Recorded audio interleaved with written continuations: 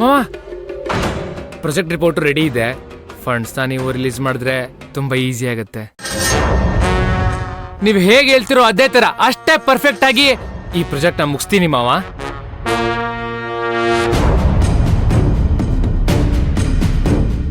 ನಿಜವಾಗ್ಲು ಮಾವ, ಈ ಸಲ ಯಾವುದೇ ತರಲೆ ಕೆಲಸ ಮಾಡಲ್ಲ, ಐ ಸ್ವೇರ್. ಜಾನು ಎಲ್ಲಮ್ಮ? ಅಣ್ಣ, ಜಾನು ರೂಮಲ್ಲಿದ್ದಾಳೆ. ಹೋಗಿ ಜಾನುನ್ ಕರ್ಕೊಂಬ. ಸರಿ ಅಣ್ಣ.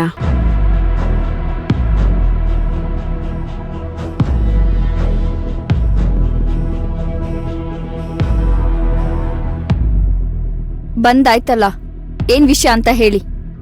ಬೇಗ ರೆಡಿ ಆಗಮ್ಮ, ಆಚೆ ಹೋಗೋಣ. ಆಚೆ ಬರೋ ಮೂಡಲ್ ನಾನಿಲ್ಲ. ಮತ್ತೆ ಈ ತರ ಕಾಲಿಲ್ದಿರೋಳ್ನ ಆಚೆ ಕರ್ಕೊಂಡು ಹೋಗಿ ಏನ್ ಮಾಡ್ತೀರಾ ಡ್ಯಾಡ್? ಸುಮ್ನೆ ನಿಮ್ಗೆ ತೊಂದ್ರೆ. ಯಾಕಮ್ಮ ಹೀಗ್ ಮಾತಾಡ್ತಿದ್ಯಾ? ಡ್ಯಾಡ್, ಎಷ್ಟು ಮಾತಾಡಿದ್ರು ಮತ್ತೆ ಮತ್ತೆ ಅದೇ ವಿಷಯನೇ. ಜಾನು, ಇದು ಬೇರೆ ವಿಚಾರಮ್ಮ. ಬ್ಯಾಂಕ್ಗೆ ಹೋಗ್ಬೇಕಾಗಿತ್ತು. ಬ್ಯಾಂಕ್ಗ? ಯಾಕ್ ಡ್ಯಾಡ್? ಓ, ಈ ಪರಿಸ್ಥಿತಿಲಿರೋಳ್ನ ಕರ್ಕೊಂಡು ಹೋಗಿ ಈಗ ಬ್ಯಾಂಕ್ ಬ್ಯಾಲೆನ್ಸ್ ತೋರಿಸ್ಬೇಕು ಅಂತ ಇದ್ದೀರಾ? ನಿನ್ನೆ ರಾತ್ರಿ ನೀ ಹೇಳಿದ ಬಗ್ಗೆ ತುಂಬಾ ಈಗ ಯೋಚನೆ ಮಾಡಿ ಏನ್ ಪ್ರಯೋಜನ? ನನ್ನನ್ನ ಅಷ್ಟೊಂದು ಕಟ್ಕ ಅನ್ಕೋಬೇಡಮ್ಮ. ನಿನ್ನೆ ರಾತ್ರಿ ನೀ ಹೇಳಿದ ಬಗ್ಗೆ ಎಲ್ಲ ಯೋಚನೆ ಮಾಡಿದೆ. ಅದಕ್ಕೆ ಬ್ಯಾಂಕ್ ಹೋಗೋಣ, ಸೈನಿಂಗ್ ಅಥಾರಿಟಿ ನನಗೆ ಕೊಡ್ತೀನಿ.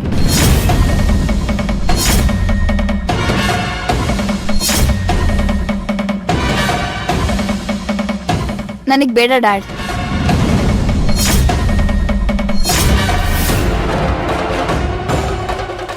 ಯಾಕಮ್ಮ? ಯಾಕಂದ್ರೆ ನಿಮಗೆ ನನಗಿಂತ ಆ ಸಿಂಧುನೇ ಮುಖ್ಯ ಅಂತ ನನಗೆ ಚೆನ್ನಾಗಿ ಗೊತ್ತಿದೆ. ಮೋಸ್ಟ್ಲಿ ನೀವು ನಾನ್ ಕೇಳಿದ್ರ ವಿಷಯದ ಬಗ್ಗೆ ಆ ಸಿಂಧು ಜೊತೆ ಡಿಸ್ಕಸ್ ಮಾಡಿರ್ತೀರಾ. ಅವಳು ಪಾಪ ಹೋಗ್ಲಿ, ಕಾಲಿಲ್ದಿರೋ ಹುಡುಗಿ, ಕೊಟ್ಬಿಡಿ ಡ್ಯಾಡ್ ಅಂತ ಹೇಳಿರ್ತಾಳೆ.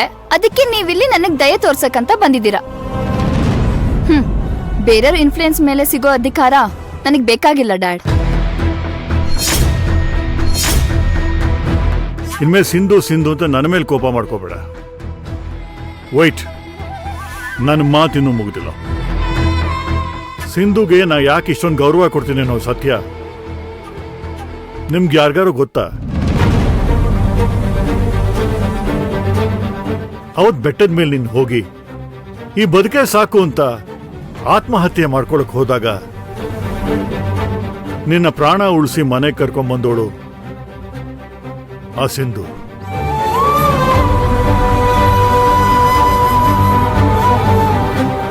ನನ್ನ ಜೊತೆ ಜೀವನ ಪೂರ್ತಿ ಇರ್ತೀನಿ ಅಂತ ಹೇಳಿದ್ ನನ್ನ ಹೆಂಡತಿ ಹೋಗೇ ಬಿಟ್ಲು. ನನಗೆ ಈ ಲೈಫೇ ಬೇಡ ಅಂದಾಗ ನಾನು ಬದುಕಕ್ಕಿದ್ದಿದ್ದು ಒಂದೇ ಒಂದು ಕಾರಣ ಜಾನು, ಅದೇ ನೀನಮ್ಮ. ಯೋ my world, yo my life. ಅದನ್ನ ನೆಚ್ಕೊಂಡೆ ಇಷ್ಟು ದಿನ ನಾನು ಬಾಳ್ತಾ ಇದ್ದೀನಮ್ಮ. I can't think about our life without you ಮಗಳೇ.